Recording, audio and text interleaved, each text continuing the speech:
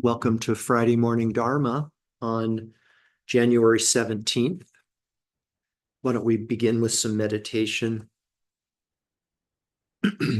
Let's go ahead and settle into a comfortable meditation posture.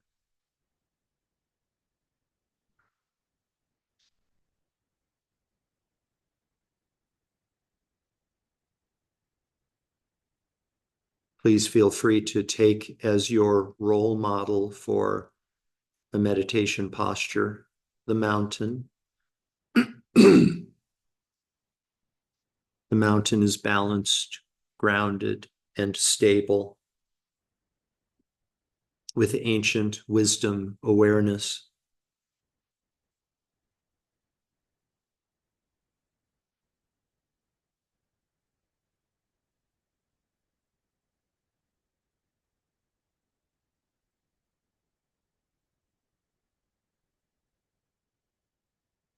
With perfect equanimity,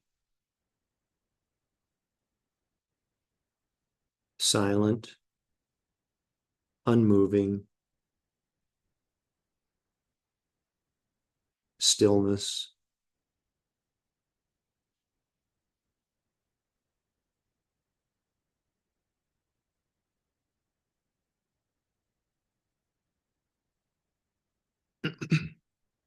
There is an aspect of the body that is referred to sometimes as the inner body. Some schools of meditation refer to it as the subtle body. And by coming into contact with your inner body, you can make manifest a more supple, tranquil state of awareness. So, to accomplish this, I'd like you to please draw your awareness inside of your body and become aware of sensations. These sensations may appear in the form of a tingling, perhaps a lightness, perhaps a heaviness, perhaps a pulsation. No analysis is necessary. There's nothing to figure out. Just be the silent observer of these sensations and allow a more tranquil, awakened state of awareness to emerge.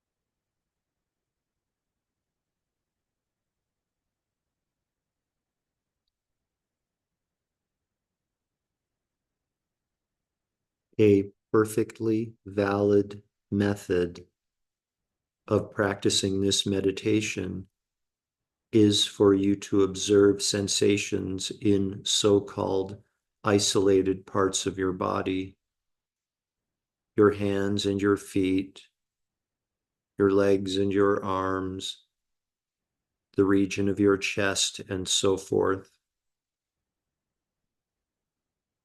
An even more valid method of practicing this meditation is to observe one universal sensation that extends from the crown of your head to the tips of your fingers, to the soles of your feet, and all space in between. Whichever method you choose to practice, please continue to silently observe like a mountain with consciousness.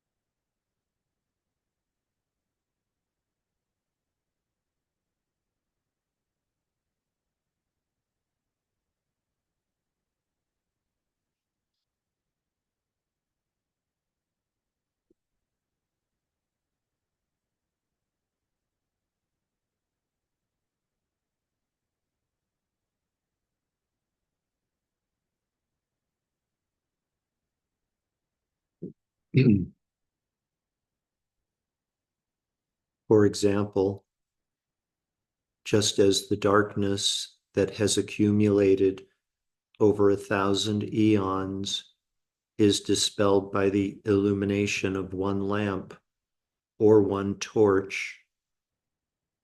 In the same way, one instant of the wisdom of the clear light of one's mind dispels all of the ignorance, wrongdoing, and obscurations accumulated throughout numerous eons.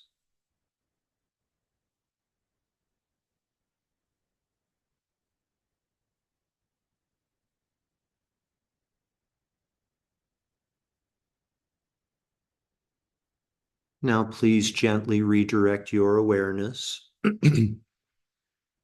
Become aware again of this collection of parts we've agreed to label physical body, and allow your breathing to become less shallow.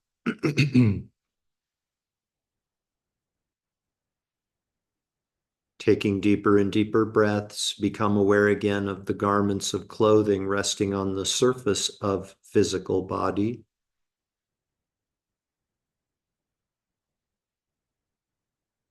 Become aware again of your surroundings inside the room that you're occupying. Deeper and deeper breaths, and become aware again of the world that exists outside of the room that you're occupying.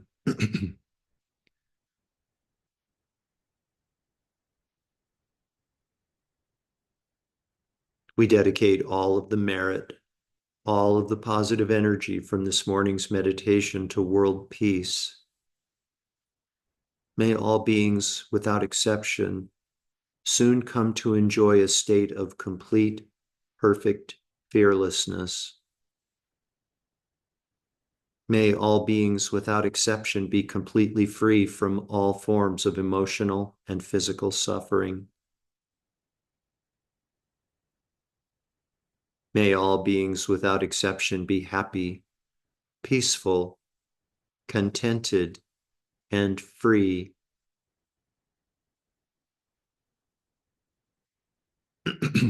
Completely fill up your belly and lungs with air, and when you're ready, you can open your eyes and bring your meditation to an end.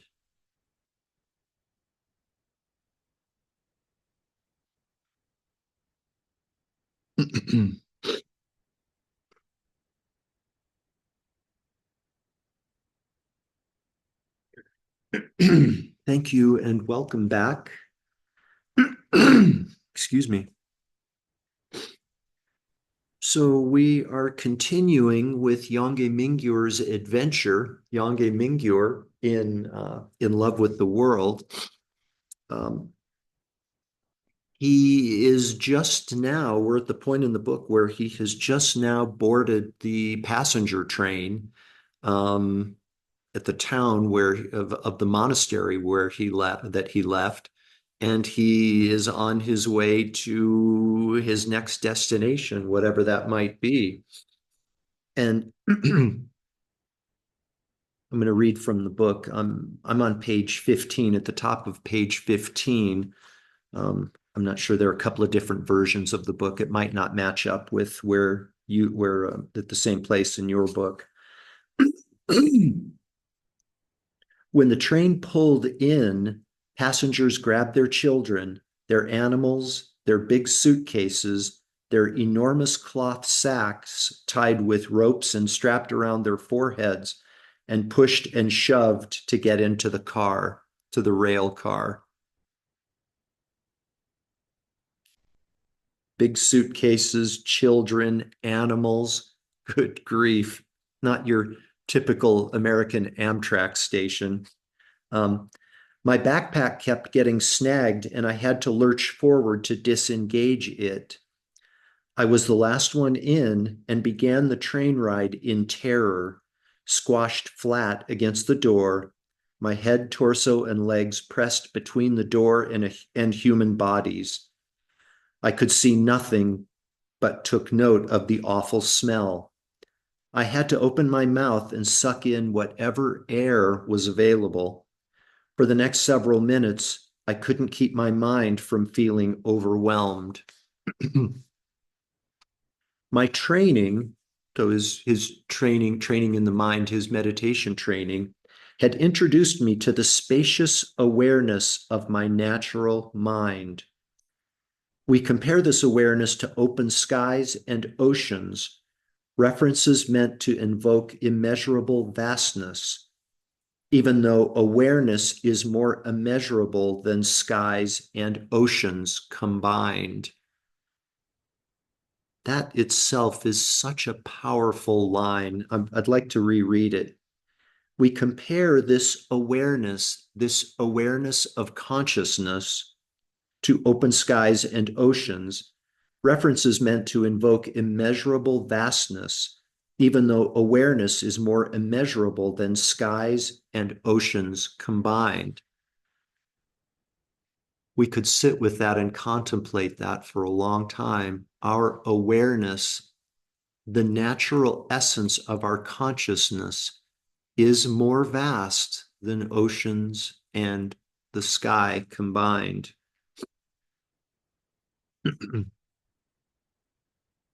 Once we learn to recognize the ever-present quality of awareness, to let go of the conditioned and contingent mind and recognize that we are this spacious awareness, then our thoughts and emotions manifest as waves or clouds inseparable from awareness.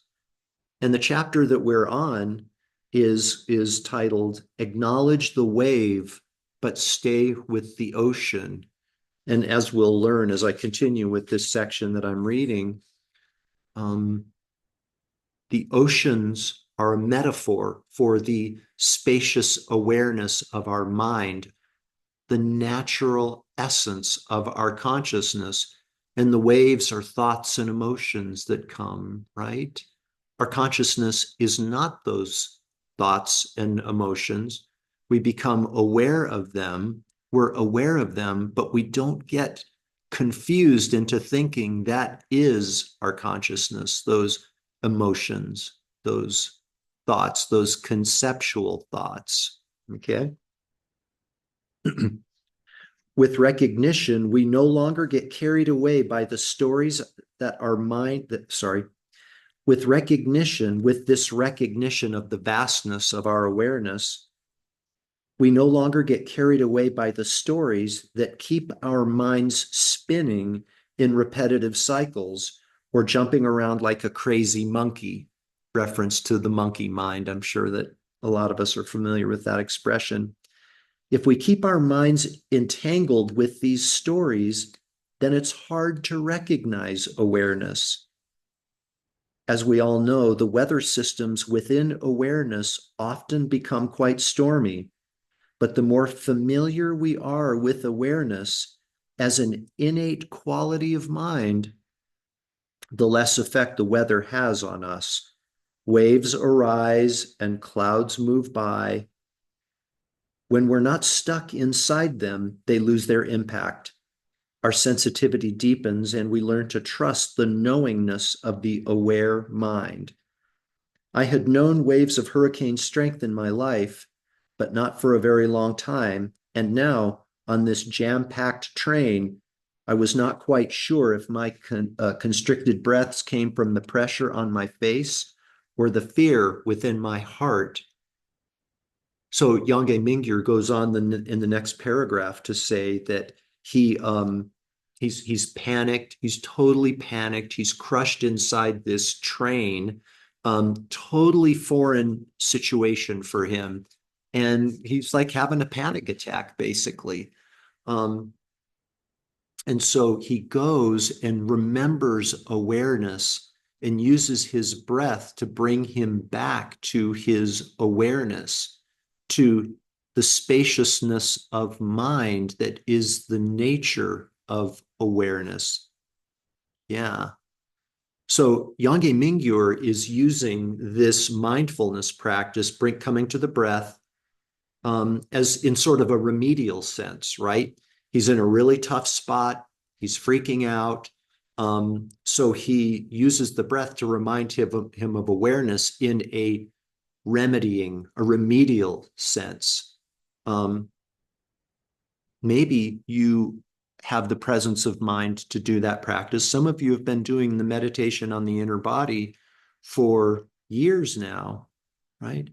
And maybe your mindfulness is such that when you get into a difficult place, you are able to bring yourself back to whatever will remind you of the true essence of your consciousness, this awareness that is more vast than both the sky and oceans combined.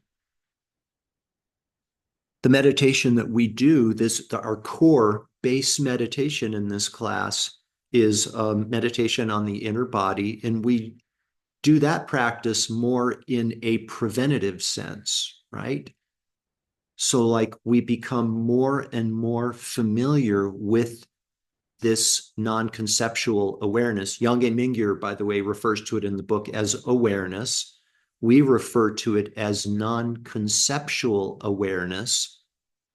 So it's kind of redundant, really, that expression, non-conceptual awareness, because awareness necessarily is free of concepts and any other form of conceptual thought. We do the practice in more a preventative step, a preventative way, so that we get to a place where we are in that state of non-conceptual awareness more and more and more. And ultimately, at some point, we never leave it, right? We never leave it. I'm reminded of a movie that I saw years ago. And this movie has to be 25 years old or so. It's called The Cup. The Cup. And what the story is about, it's also ironically about a monastery for young monks, boys. And the cup refers to the World Cup, as in like that global soccer thing that happens where the countries all compete to win the World Cup. And, I think everybody knows that everywhere except in the United States, soccer is like everybody's soccer crazy, right? It's just like their favorite. It's like the world's global sport. And these boys, really loved soccer. And in a Buddhist monastery, there weren't a lot of opportunities there weren't, big screen TVs in the monastery where they could go and watch World Cup games. So somehow they managed to get a television set and secretly put it down in the basement of the monastery. And they would congregate down there at night after the bosses, the heads of the monk and the abbot and everybody had gone to sleep. And they would watch World Cup matches in the basement of this monastery. Really, really sweet story. And, as you would imagine, they get caught, right? Somehow they get caught. And so there are two main adult figures in the movie, such as I remember it. One is kind of a not a boy, but sort of an older, kind of authoritative, sort of disciplinarian kind of monk, right? Maybe it seemed like he was 30, maybe 35 or something. And so him and the abbot of the monk come down from the main floor of the monastery into the basement. The abbot is an elder for sure. He's an old guy. And they come down the steps into the basement, and here are dozens and dozens of boy monks huddled around the TV watching the World Cup, right? And the disciplinarian, the 35-year-old monk, is outraged, right? He's outraged, and just like something needs to be done. But the abbot, the elder, just took in this scene in a sort of mild curiosity and surprise. He didn't get upset. He wasn't outraged. He wasn't overjoyed that they were doing this. He was just, my take from it, he was just coming from this. He never left this place of non-conceptual awareness. So he could just observe what was happening with curiosity and levity. I think that's where we can try to aspire to get with this. And that's sort of our end game, if we want to call it that, for our meditation practice. Meditation on the inner body is that we get to a place where we've become so identified with this vast, spacious awareness that we never leave it, that we never leave it. It might take us to a while to get to that place. And when we're in a situation similar to what Yongey Mingyur was experiencing on this passenger train in India with, with other passengers with animals and huge bags and children and yelling and everything else, we might need to, oh yeah, awareness and come back to it in a remedial sense. But maybe someday, hopefully, as we identify with this spacious non-conceptual awareness and abide in it continuously, we'll experience the peace that comes from that abiding. So that's my takeaway from that section of the book of Yongey Mingyur's adventure. The Cup is worth watching. I'm not sure if it's available. How DVDs, I'm sure, are available, but you might want to check it out. Thank you for being here, everybody, and have a wonderful weekend. Thank you, Jeff. You're most welcome. Thanks a lot. Thanks, Jeff. You're welcome. Thank you.